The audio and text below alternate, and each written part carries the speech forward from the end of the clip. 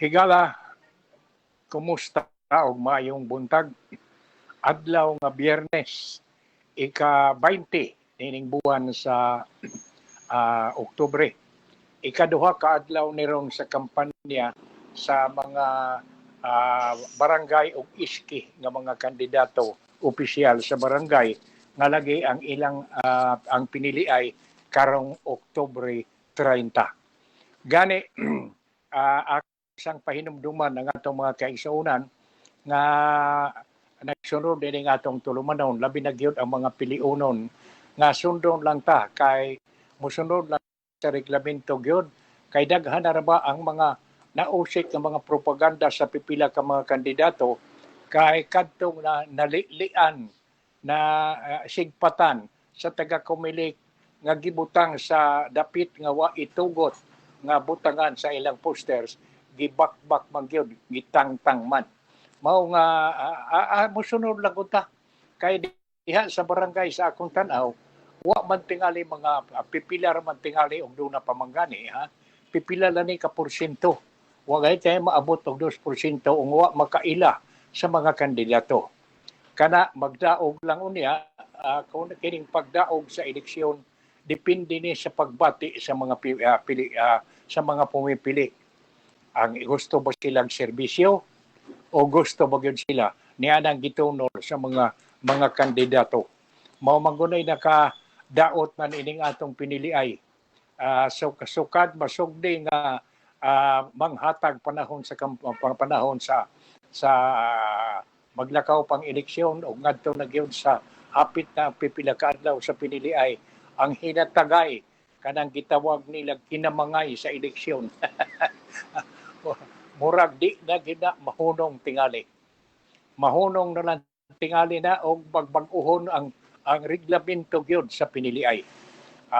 Baguhon ang mga procedure, mga paagi pero kung og isunod gihapon bisan pagbaingon tang istrikto naghisgot ta kagahapon nga ang gastoon 5 pesos ra dili kuno mulabaw sa 5 pesos ang gigahin nga mga nga gastoon sa matag botante natuman ba na matod pa sa ako dining pipila ka salingan matod pa na murag binuang ko na murag pikat miyat unsa murag pikat miyat murag duwa lang murag binuang ko no kay 5 pesos sus ma-receive bisan sa iski na lang sa akong isgutan kagahapon nagpinalitay nagadigtag sa kalibo kada iski pipila na katuig ang milabay amot tagpila na sa karon mao man og di gina mahunong ang mga kita nga mga lumulupyo sa barangay ug dili nato sugdan nga usbo nato ang atong batasan nga mudawat gyud ta sa panahon sa eleksyon di gyud mausab ang dagan ining atong piniliay pero matod ko sa uban na mudawat na lang ko oy kay nga naman day sos pagkahuman sa eleksyon di nagali hapit ka mutan-aw nato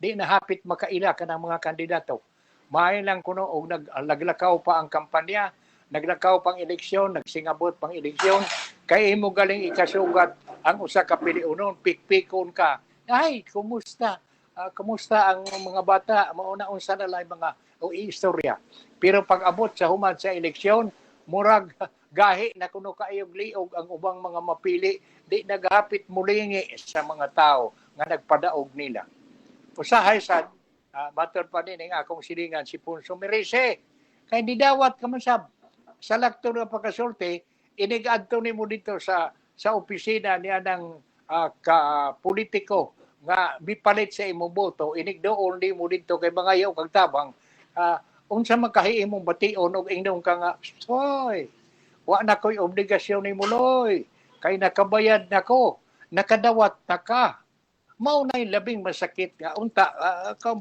blansihon sa huna-huna sa atong mga pumipili karon ako na ining pipila na lang ka adlaw ngadto sa piniliay sa botasyon karong Oktubre 30 maniguro gyud og apil sa pagpili sa mga angayang akong gituo nga angayang padadon sa rinda sa pangagamanan sa barangay. Di lang kumusulti kay wa man tay politika dining atong tulumanon. Isyu man ni atong gisigutan. Pero ang ako lang gikaingon nga naniid sab ko kinsabay tinuuray mga serbisyo. Kini nga nagpapili sa among barangay karon. Unsa ba ni siya? Sa wa pa siya magpapili, maayo bang relasyon sa mga katawhan, sa mga lumulumpyo sa barangay? Maayo bang makikisulti? Maayo bang mutabang ba sa mga kalihukan sa barangay? O niya, mutabang ba sa mga silingan nga dunay mga problema? Mayon-ingon ni ana ang kalidad o kwalifikasyon sa usa ka maayong kandidato.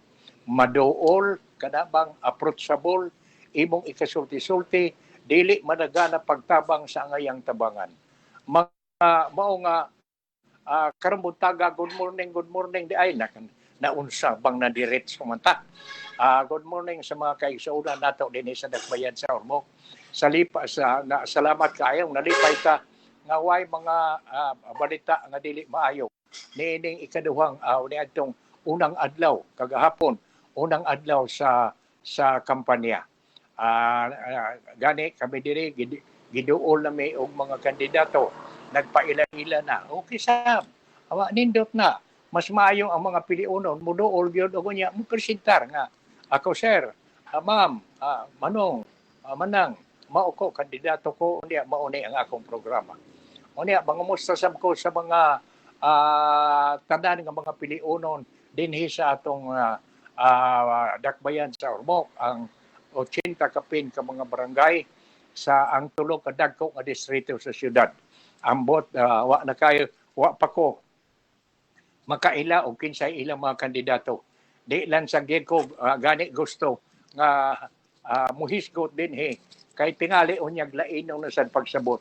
Ang ako na lang magpahinomdom lang nga doon natay katungod, doon natay idong takatungdanan sa pagpili sa angayan natong himuong leader sa atong barangay.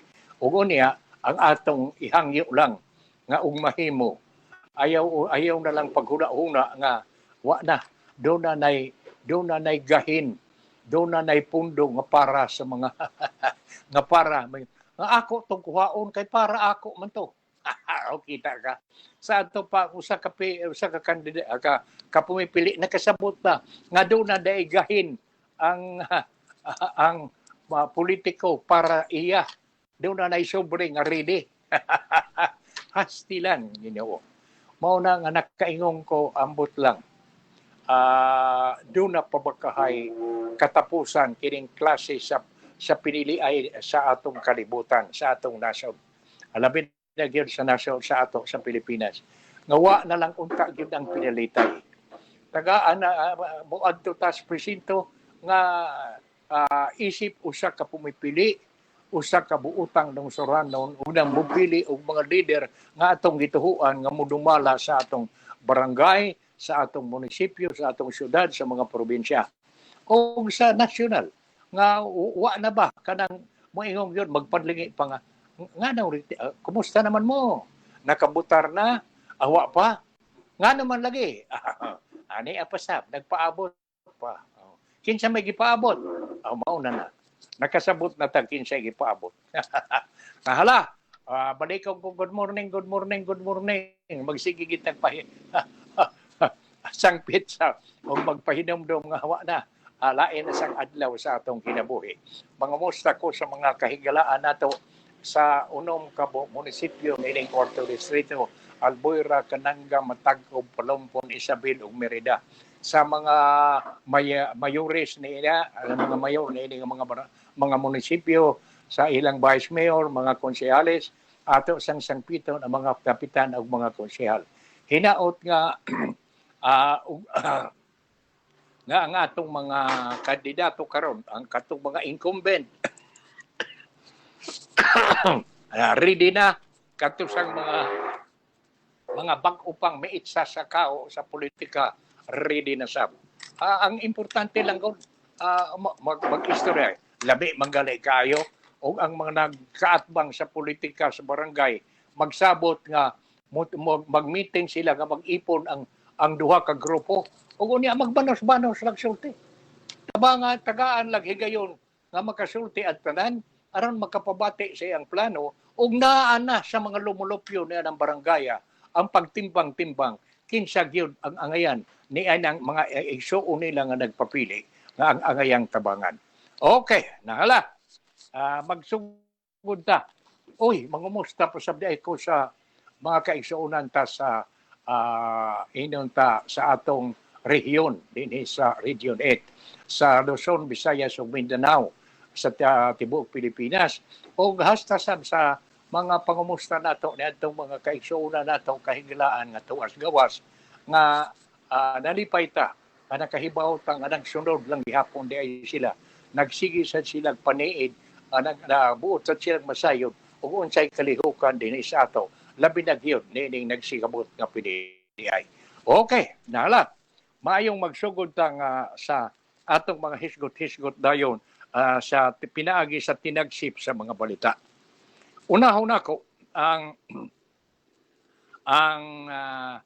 importante kayo nga mga kuana inyong impormasyon nga angayan nga bantayan nato kay lagi human ini nga kalihukan nato sa eleksyon sa karong 30 sunod niini ang mga kalihukan na para sa kalag-kalag sa All Souls Day o All Saints Day. O niya, pagkahuman niya na ang Pasko. Mao nga, ni ay atong tinagsip sa balita nga napunit karong buntaga, nga ang DTI, no, ang Department of Trade and Industry, morag ni pagawas na sila og price guide.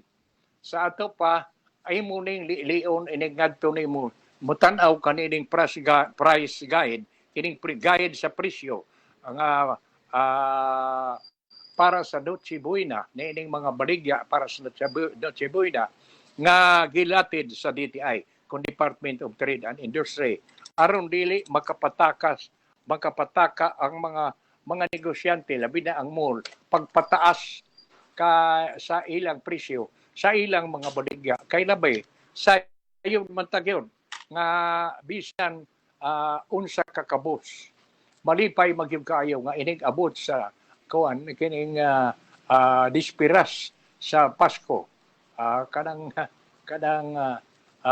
Noche Buena lagi pastilan importante gyud na bisag unsa kakabos maniguro gyud nga mangita og paaging nga dunay ikabutang sa lamisa nga sawan magpaabot sa pagkatao sa atong manunubos. Manghinaot lang ta nga ang DTI muhatag kung ang kining price guide sa DTI tumanaw ni sa atong mga negosyante kay aron sa bitawon matabangan ang atong mga kaigsuonang kabos nga maniguro sa pagpamulit in taon para sa ilang mga sakop sa pamilya. Okay. Sunod nga itong hisgutan, mga higala, kining pagbisita ni Presidente Bongbong Marcos sa dito sa Saudi Arabia. Gani, matod pa, may abot si Presidente Bongbong Marcos kagahapon dito sa Saudi Arabia. O matod pa, murag kining karong adlaw ba to? Adlaw Biyernes. Pizza 20 ni ining buwana si Presidente Bongbong Marcos makikita sa mga Pilipino nga OFW mga Pilipino nga tuwa magtrabaho sa Saudi Arabia. Unya nalipay ta niabot na siya dito ug unya ang atong nakuha nga kasayuran nga kuana murag malampuson ang iyang pagbisita dito kay duna na kuno na murabag ingon nga duna na siya nakuha nga kasabutan duna na sila nakakuha na siya 120 million dollars nga business agreement uban sa Saudi Arabia ug kini kunong 120 million dollar nga business agreement dako kayo ning ikatabang sa mga Pilipino nga tuwa didto sa Saudi Arabia. manghilaot sa datang kining gisulti kay lagi sa matag pauli ni presidente Bongbong Marcos sa mga nasod nga iyang gibisitaan, ang iyang gi-report nga doon na gid siya dakuha nga mga importanteng business agreement ni ining mga nasod nga iyang gibisitaan. Ug manghinaot lang ta nga kadtong mga saan doon na untay katumanan. Sama ni ini karon kining kasabutan nga $120 million uban kuno sa Saudi Arabia. O gani usa sa gikalipay nako nga inyong panghinaot nga matinuod kanang ang Saudi Aramco kanang kon ba kanang oil refinery nga dito sa Saudi Arabia murag nagkasabot kuno doon na gamayng kasabot agreement nga magbutang sila og regular nga kuan ba supply depot tingali dinhi sa Pilipinas aron nga di ta maproblema sa oil. Lami kayo na og matinuod mo na nga kasabutan unya ni Presidente Bongbong Marcos sa mga taga Saudi Arabia. Gawas nining $120 million kasabutan business business agreement ni kasabutan sa negosyo. Mao nga malipay kayo ta og uban pang mga nakuha unya dito nga mga negosyo pa manghinautang matinuod dayon ni ang iyang mga nakuha kon maimplementar dayon ni mga nakuha niya nga mga kasabutan dito kining mga business agreement. Okay. Sunod niini nga tinagsip sa balita nga atong nadawat mao kining hain na ni kariyat kayo. Ang mahitungod sa nahitabo sa gubat karon sa Israel o sa Hamas militanteng Hamas murag gibalita nga ang problema gug karon dato kuno kay na-report nga murag napun-an og usa nahimong upat na ang nauyamot og namatay nga Pilipino didto sa Gaza.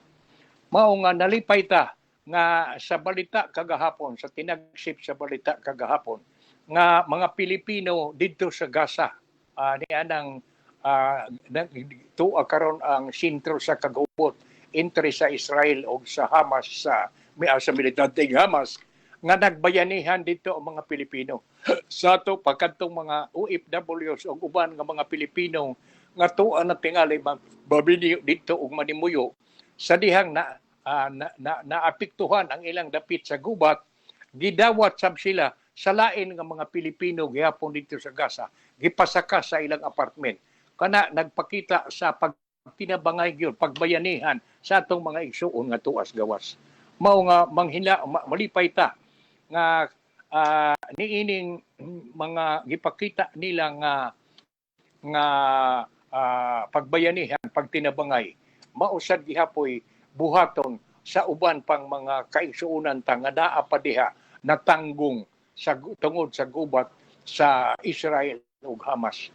Ug gani giingon nga tungod sa paningkamot ni US President Joe Biden nahangyo ang presidente sa Egypt nga ablihan ang Rafah border crossing ablihan kuno aron adto na in taon makatabok na ngadto sa Egypt ang mga kaigsuonan tang Pilipino nga naa na karon dool gyud sa boundary sa Rafah border crossing.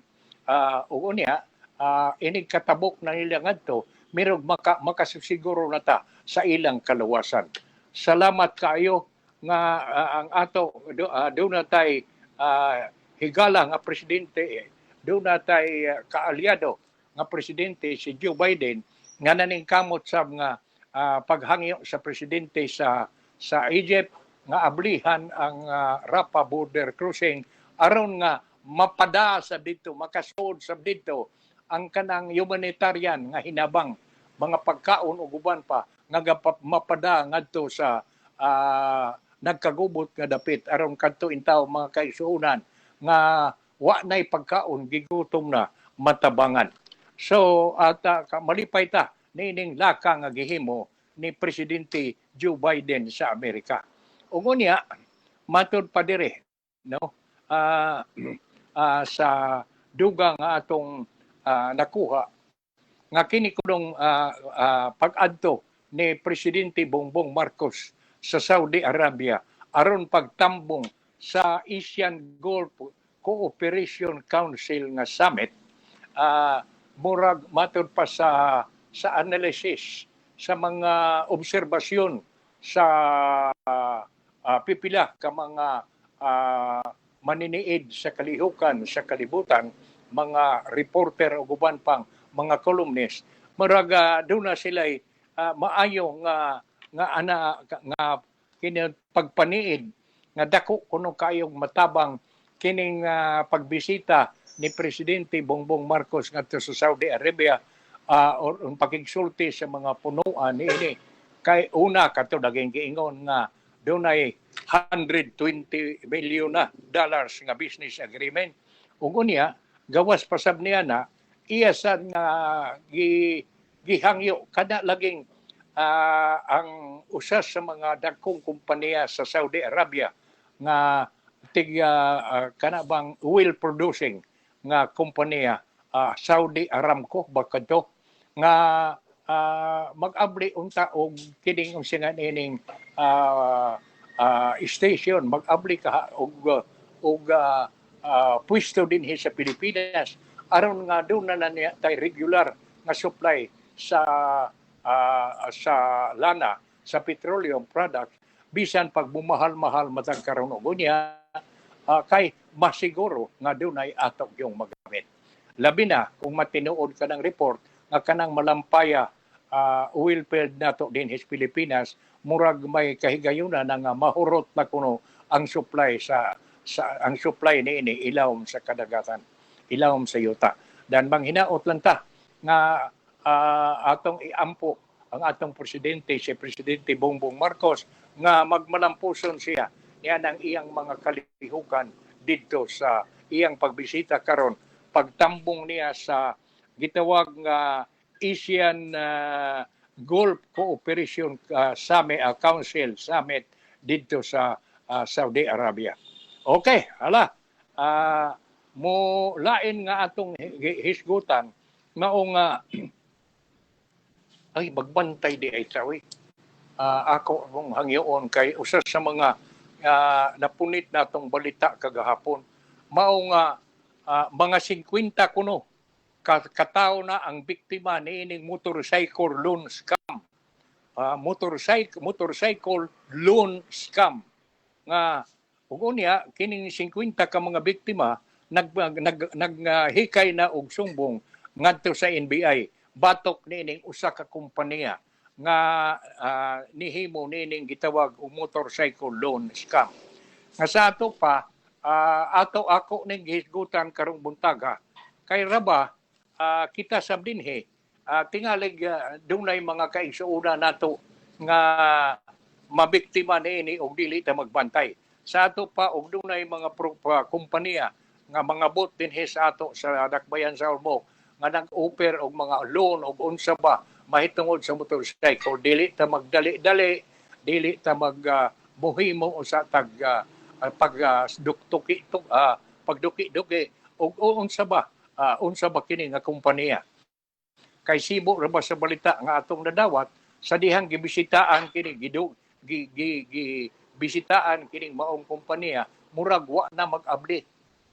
Sa ato pa kining 50 intawon ka mga biktima sa motorcycle loan scam wa na gyud murag dako kayong posibilidad nga dili na nila mabawi og unsa man may advance ba sila kana gipangayuan ba silang advance usa pa i-release ang loan kay natural magina nga sige pag-andam ni ining kantidara kay among hikayon ang imong loan unya wa gid ay why bigawas kay surikbot man ang agi nahala unya kagahapon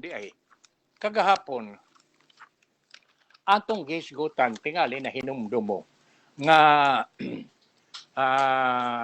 matud pa dire nga ang sa report nga atong napunit kagahapon, ina ba to karon na yara paghapon nga kadto laging giingon nga pag-implementar sa Maharlika Investment Fund, pag-implementar sa implementing rules and regulation sa Maharlika Investment Fund gipasuspenso usa ni Presidente Bongbong Marcos.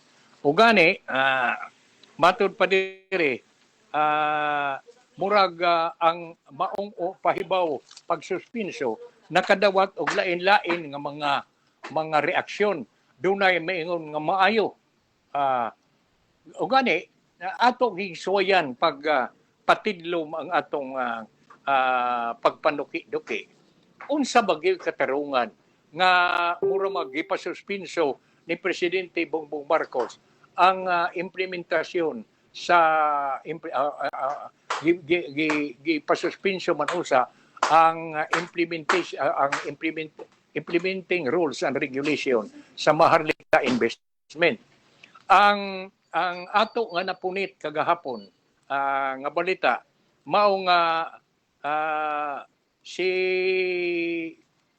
gani balita masagyud ni karong buntag nga si kongresista Joey sa Albay, Joey Salcida, si kongresista Salcida sa Albay, mingon man nga ang presidente tingali wa pa makapili ni anang lista, line up sa mga tao nga gisubmite nga naa sa iyang mga kamot nga maoy iyang pilian, nga maoy mangu sa pagpadagan ni anang Maharlika Investment Fund.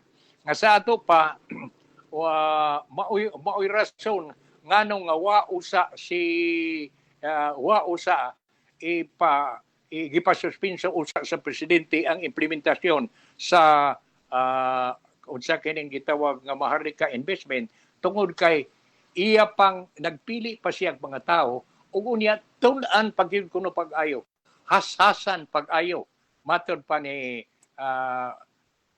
kinsa kini Budget Secretary Amina Pangadaman ba ni ni ang atong Budget Secretary nga tukion pagyud pag-ayo, lion pagyud pag-ayo, diskason pa pag-ayo, debatihan pa ug tun-an pagyud pag-ayo ang mga probisyon nga naa sa Maharlika Investment Fund aron lagi pagsiguro nga tingali nga panalipdan ang kwarta kay lagi pundo magud sa katawhan, kwarta man sa katawhan kining una nga gamiton nga investment pagpadagan sa Maharlika Investment. Pundo gikan sa Land Bank of the Philippines ug sa Development Bank of the Philippines. Gani matud pa ni Secretary of Finance lagi Benjamin Diokno kagahapon nga doon na kuno'y igong pundo ang Land Bank o Development Bank sa nga magamit tingali pagpadagan sa Maharlika Investment. Pero para nako sama nga mikuyog sagko sa uban dili tungod kay doon na tay igong pundo. Ang atong kasiguruan nga kanang pundo nga gamiton inig-implementar na gyud, inig pagpadagan na ni adang Maharlika Investment Fund, dili mahabutang sa uyamot ang pundo. Kay kwarta na sa katawhan, kwarta na sa pobreng mga kaigsuunang Pilipino. Importante nga ang usag-usa, labi na ni anang mga kung sa may mudumala ni anang Maharlika Investment Fund, ang iyang chairman o kinsa ba, director ba o unsa ba o ang mga membro sa board nga mag-supervisar, magtanaw sa pagpadaga niya ng Maharlika Investment Fund. Ang una gyud nga naa sa ilang huna-huna dili lang kay pagpaganan siya ug unsaon nga maprotehian kanang kwarta nga iya sa katawhan, kwarta nga iya sa lungsod nga gigamit nga pundo lagi kuno ni anang gamiton pagpadagan sa Maharlika Investment. Gani gikuan pag yun iya pang gipasabot ni Presidente Bongbong Marcos nga iyang unsa kana iginiit nga padayon iyang unsay maayong binisaya niya nang iginiit. Ha? iyang iyang gikonsiderar. Oh, sa ato pa si Presidente Bongbong Marcos iyang iginiit nga tuloy ang pagpatupad sa Maharlika Investment Fund. Sa ato pa padayon dili di ay hunungon. Kaya mo ito'y akong analisar primero. Pero eventually nakasabot ko nga di ay pinasikad sa pabahayag ni Kongresista Juan Salcida nga doon na dihay line up sa mga tao nga gisumiter ngadto sa labisa sa presidente nga mao'y iyang tagaan og gahom nga mudumala magpadagan sa Maharlika Investment Fund ug tingali ang presidente wa pa makapili niini nga mga tao. Og dili lang lagi kay inunta ang presidente o chairman ba gani na mga membro sa board nga mo proteher sa pundo in town kwarta nga iya sa lungsod. Dan atong sa ato pa kadtong nagtuo nga di na mahinayon ang Maharlika dili di ay ipadayon kini matud pa sa presidente. O niya niya pa sunod nga atong puniton nga tinagsip sa balita karong buntaga mao kining napunit nato nga kasayuran nga matud pa ang kadtubang kagubot nga mooy nakaamong nga gisuspenso usa ang pangulo sa LTFRB nga si Guadis ba to ni? Oo. Kay ang iyang kanhi executive assistant nga si Jeep Tumbado may pagawas ang pamahayag nga grabe ang korupsyon sa LTFRB. Umunya, mauto nga ang presidente lagi pagkabati niya ng report nga dunay anomalya nga nahitabo kung gihimo diha sa LTFRB. May suspenso dayon kang kuwan in town sa pangulo sa LTFRB nga si Guadis. O unya si Tumbado nga giimbitar sa NBI sa primerong nakuha natong report nga murag wa moadto sa mutambong sa imbitasyon sa NBI kaniya. Apan kagahapon nakuha nato ang kasayuran nga miadto na gyud si Jeep Tumbado ang kanhi executive assistant ni Guadis sa LTFRB ug unya iya nang gisaysay didto ang misaysay na ngadto sa NBI sa mga kasayuran niya tingali may kalabutan ni adtong iyang gikanta ug gipahibaw nga dunay korupsyon sa LTFRB. Ato niya ning mahibaw-an ug ipagawas na sa NBI ang kasayuran unsay unod niya ng gisaysay unsay unod sa pamahayag ni Jeep Tumbado ngadto sa NBI. Okay. Hala. Paabuton ni nato karon maklaro gyud sab. Ug unya importante masab gyud nga ug tinuoray magali kining gisulti ni Jeep Tumbado makaingon ta nga mas maayo nga miiyagak siya aron nga ug duna may tinuoray korupsyon diha sa LTFRB maputol kini ug unya kadtong nagbuhat na ini og apil manggani si Guadis dan tingali maingon nato nga maapil sab ni siyang masilutan. O gani tungod ni ining mga giingong korupsyon lagi kuno sa LTFRB kagahapon sa balita atong nadawat sa balita kagahapon nga murag si Secretary sa Department of Transportation Jaime Bautista nagpasaka nagsumbong batok kang sa tigpababa sa Manibela o ngadto sa usa sa mga reporter nga lagi mikihan na kay murag gihugaw-hugawan kuno ang iyangan gilambigit nga laging iyong korupsyon. Then manghinaot nga kining tanan nga mga nanghitabo pagkakaron mulugdang gayud ug unya mo tuyhakaw ang mga tinuod nga nahitabo. Oo. o unsa gyud tinuod nga nahitabo. O gunya ni ay atong napunit ka balita sab nga usa sa mga nakaingon ta rason nga medyo ang kuan lagi ang China kuno medyo kana bang bihatag og mga pamahayag nga og do naman kunoy angayan nga patubagon mao ang Pilipinas tungod kuno niya ng pagkasangad sa BRP Sierra Madre nga mao kunoy nakatingali nakatampo sa mga nga kadaot nga nahitabo sa kadagatan diha nga nangadaot ang unsa makarokar kanang mga kanang nadaot ang mga corals nga maoy nakaamo nga ang itluganan sa mga isda in tao nato diha sa exclusive economic zone sa West Philippine Sea na naapektuhan. Pero matod pa dire ni ana ang suga matod pa sa Armed Forces of the Philippines. Sugda na kuno ang BRP Sierra Madre nga nasangad diha sa Ayungin Shoal niadto pang 1998 dugay-dugay na gidiay nga nasangad ang BRP Sierra Madre diha sa Ayungin Shoal.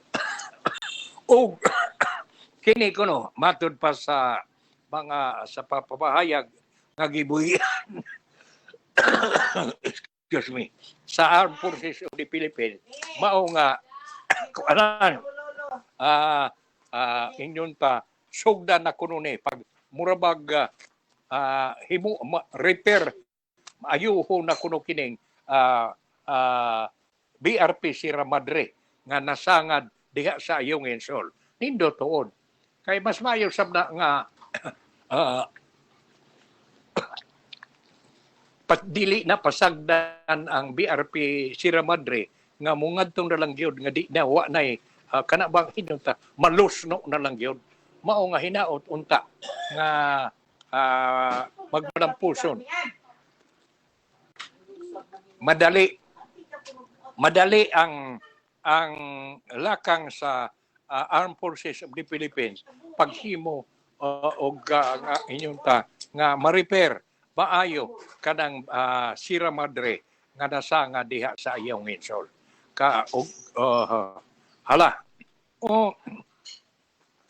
ni asay atong napunit karong buntaga nga buot sab nako gyapon nga hisgutan diri tungod lagi usa ni sa pipila sa mga napunit nato nga tinagsip sa mga balita. Matod pa dire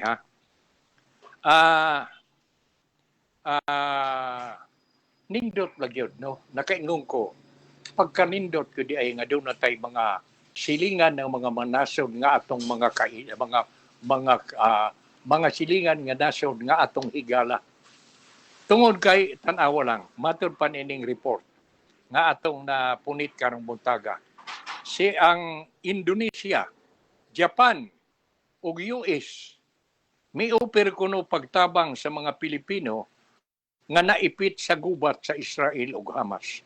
Sa ato pa dili lang kay ang Israel ang mga kay nalipay man ta nga ang mga opisyal sa Israel nipahibaw nga ang mga Pilipino dito nga medyo naipit sa ilang gubat uban sa Hamas gitabangan gitagaan nangita sa paagi ang mga kadakuan dito sa Israel nga matabangan ang mga Pilipino natong kaigsuonan nga medyo naipit dito sa kagubot ug unya nalipay ra sabda kay kining atong silingan higala nga nasod sama sa Indonesia, Japan, Amerika miuper man sa pagtabang sa mga Pilipino nga naipit sa gubat sa Israel ug Hamas.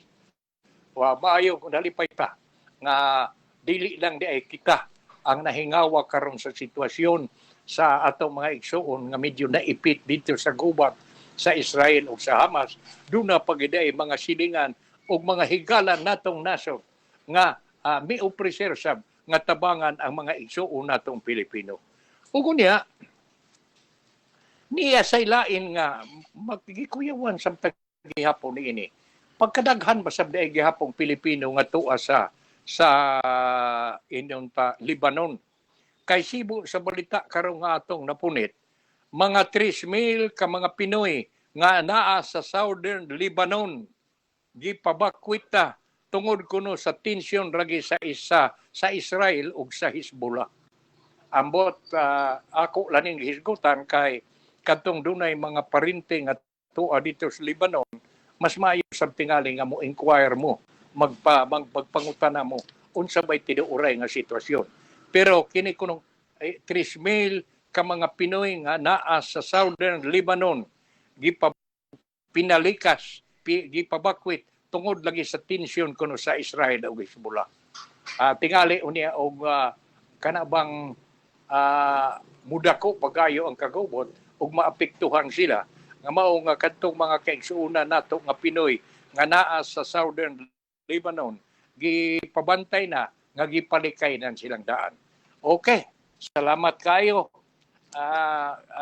Kanimo nga nag-pick sab namo diri karong buntag nga mahitungod lagi sa inyong unsa kini hain ani diara ang ilang pakisayran lagi unta mahitungod lagi sa kaigsuonan nato nga tuwa sa Israel nga mga Pilipino.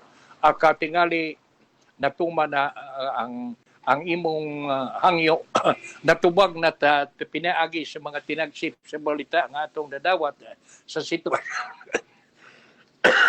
sa mga kadiyot kayo mo inom na tag tubig. Natubag na nato kining imong gihangyo kay muraman og nahisgutan na nato ang sitwasyon pagkakaron, ang mga lakang og nahitabo sa mga Pilipino natong igsuon nga tuwa sa Israel. O unya akong ipahinumdum ay nga kining atong programa Panginlabot inyong nabati pinaagi sa Lungsuranon Radio Philippines sa atong website www.pipitoradio.com ug sa Facebook page www.facebook.com Lungsuranon Radio. Okay, naala. Mupadayon ta. Human naman ang tinagsip sa mga balita. No? Arita, mupunita og mga isyu na sab kay muramag ni apay nahabilin nga pipila ka minuto sa atong programa. Ni ay napunit nako sa napatik samantalaan ni atong Oktubre 18 sa Philippine Star sa kulom ni Jarius Bundok nga kining iyang kulom nga gutsa. Ang uluhan ning iyang kuan kulom giingon diri Carpio Debunk China sa pamakak ni mahitungod ni pag-angkon kuno sa Spratly. Gitubag kuno gitubag ni Carpio ang pamakak sa China nga ila kuno sila kuno'y tag-iya sa Spratly.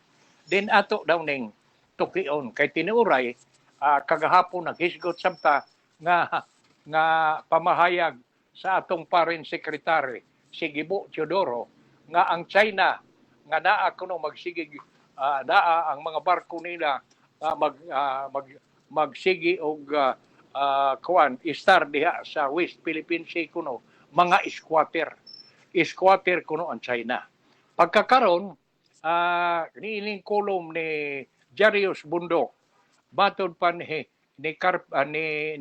Bundok si Carpio may kuan sa debanks murag mitubag sa pamakak sa China nga sila'y tag-iya sa Spratly. Ato raguning tukion o ginagmay. Ato raguning anam-anamon. Matod pa, ugduna if you have facts on your side, ipabati ang maong kung doon na kay unsa bay binisaya ni ining facts. Ugduna kay ebidensya o kamatuoran nga naa kanimo, ipabati ka na. Ugduna ang balaod naa sa imong side, then gamita ka na nga balaod. If you have neither ug wa kay katarungan ug ebidensya way balaod nga panayo kanimo, maayo kuno nga imong ipukpok ang imong mga kamot sa lamesa. Ang Communist China, duha kuno'y ebidensya.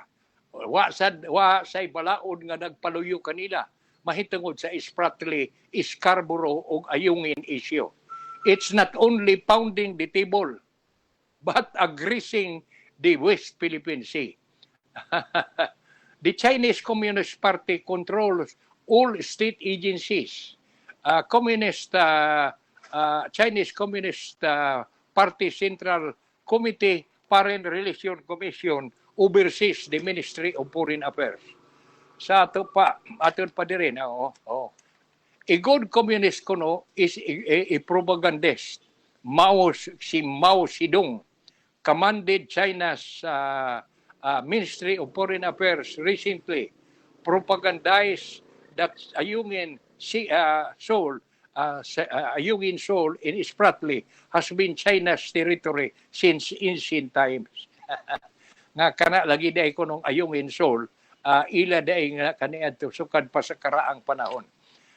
Ug unya ang karaan nga mapa ug mga dokumento ni retired Supreme Court Justice Antonio Carpio may panghimakak sa pangangkon sa communist sa China's Communist Party of the Philippines nga ang ilang balita piki bakak. Una, mao kini ang claim sa mao kini ang pangangkon sa China kuno nga utterly false. Bakak matod pa ni Carpio sa pamahayag ni court ni kanhi retired Supreme Court Justice Antonio Carpio. Primero, Ayungin cannot be a territory on July 12, 2016, matod pa dire, the arbitral tribunal ruled that Ayungin is a low tide elevation beyond the territorial area of any high tide feature. Sa ato paniadto pa dai kuno on July 12, 2016, ang arbitral tribunal mi pakanaog sa kasayuran nga ang Ayungin kuno usa ka low tide elevation ug unya kuno beyond the territorial sea of any high tide feature. Sa ato pa murag dagat pa wa pa nakita ngayuta.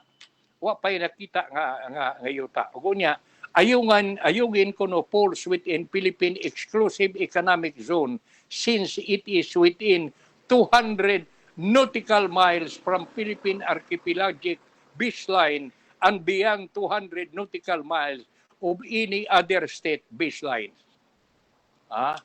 Sa ato pa ang ang Ayungin Shoal gyud kuno nahasakop sa Philippine Exclusive Economic Zone sa tungod kay naa kini nasakop sa 200 nautical miles from Philippine archipelagic baseline ug beyond 200 nautical miles of any other state baselines. Second, all ancient maps of China are published in Atlas of Ancient Maps in second ay kaduha matod pa dire gagmay magukay ni nga sinuwat no. Second, hain na ni the ancient map of China are published in Atlas of Ancient Maps by the People's Republic of China. It shows that China's southernmost territory during Old Chinese dynasty was Hainan Island. In 1932, France occupied the Paracels. China officially protested on ground that the Paracels form its southernmost territory. The Paracels are more than 400 nautical miles from Spratly. Layo day. In 1943, Beijing published China's handbook. It declared that China's southernmost territory was Triton Island in Paracels. Only in its revised 1947 China's handbook did Beijing first claim the Spratly. but it admitted that the Philippines and French Indochina also claim the Spratly. Third, matod pa dire ni nining gisuwat ni Jarius Bundok. The Spratly have appeared as part of the Philippine territory since 1734 Murillo Velarde map. It was the Spanish regime first official map of Philippine territory. O ngunya, ni apa ato ni kinin tiwason kay aron medyo maklaro. In the 1808 ug ang 1875 Carta General de Archipelago Filipino, both sa Philippine Archipelago official map during the Spanish regime shows that the Spratly form part of Philippine territory. So, dahil sabdi ay do eksakto gid itag mga kamatuoran. Nagpakita kay bisan kuno ang di adto pang 1808 o 1875 Carta General del Archipelago Filipino, ang Pilipinas, both Philippine Archipelago official maps during the Spanish, bisan sa panahon pa sa mga katsila di ay nagpakita nga partly kabahin na sa Philippine territory. O kunya, the United States adopted and reissued the 1875 Carta General de Archipelago Filipino 4 times, 1898, 1900, 1901, 1902. In the 1928 Islas Palmas case, the United States submitted the 1875 Carta General del Archipelago Filipino as official Spanish and American map of Philippine territory in signing of the 1898 Treaty of Paris. So, di ay klaro na ni. Fourth, China submitted a position paper to arbitral tribunal. It claimed that three treaties define Philippine territory: the 1898 Treaty of Paris, the 1900 Treaty of Washington, and the 1930 Treaty between the United Kingdom and the United States. Matter pa rin niya. China claimed that all Philippine island territory are found only within 1898 Treaty of Paris lines. It added that since the Spratly and Scarborough Shoal are outside the Treaty of Paris line, these do not form part of the Philippine territory. China is gravely mistaken, matod pa. In the 1900 Treaty of Washington, Espanya expressly ceded to the United States any and all islands belonging to the Philippine archipelago lying outside the lines of Treaty of Paris. Those who think that Philippine territory is limited to the island lying within the Treaty of Paris lines have read neither the 1900 Treaty of Washington nor correspondence leading to its between Spain and the United States. China is bound by its position paper, judicial admission that Philippine territory is also defined by the 1900 Treaty of Washington. But as explained, that the treaty expressly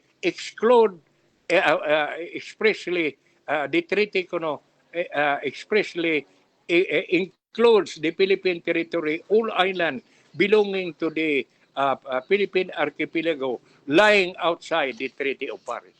Fifth, ang ikalima, the doctrine of uti positides ures, a principle of international law, regulates boundaries of former colonies that become independent. All states must respect treaties signed by colonial powers defining international boundaries of their former colonies. Thus, international law mandates that those three treaties defining Philippine territory, including the 1900 Treaty of Washington, must be respected by all states.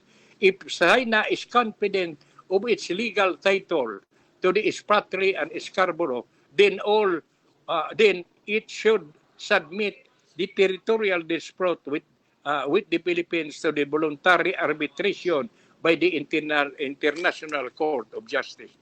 That is in accord with the UN Charter, which requires peaceful dispute settlement between states via negotiation, mediation, or arbitration, and outlaws the treaty or use of force in settling such dispute. A state with strong title submits to the arbitration. One with weak title runs away from arbitration. Kini sinuwat ni Jarius Bundok sa iyang kolom gutsa. Nga sa ato pa, matod pa sa gipanghimakak man ni Carpio, puro niingon si retired Supreme Court Justice Antonio Carpio, nga ang mga gipapublikar, gipamahayag, gipublikar nga mga kasayuran sa China kuno pulos mga piki. So tinuod mas mayo tingalig yun nga aron pagpamatuod nga kung ang China dunay tinuoray ka mga katuoran, ang ilang buhaton mao ang pag-submit ngadto sa arbitration committee sa ilang mga papilis aron gyud mahikay nga makuha ang panagsabot sa inti sa duha ka nasod sa pinaagi sa arbitration, dili paggamit og puwersa, no? Kadto ra kunong way mga kamatuoran ang mudagan nga ang dili mo sumiter ngadto sa arbitration committee. Higala wa naman tay panahon hangtod ugma sa samantakna nimo gyapon istasyon akong gabong hangyoon nga kuyo ubani kay ato na sang tiwason kining importante pang pipila kasayuran nga may kalabutan lagi niining pangangkon sa China sa atong exclusive economic zone sa West Philippine Sea. Ang tudogma sa samantakna nimo gyapon istasyon og dili day sa Lunes na kay Biyernes man karon hangtod sa Lunes hangyoon kamo namo ni Milben ang among technical engineer dire og sangan sa ni manager Doren Winky Poblete Pipito og ni engineer Buyet. Kami magpasalamat umang hinaot nga ang among mga kisgutan nga tinagsip sa mga balita og pipila ka mga importanteng isyu nakatabang unta paghatag og eksaktong kasayuran dili mga piki nga mga balita. Balikon ko hangtod sa Lunes. Salamat og maayong buntag.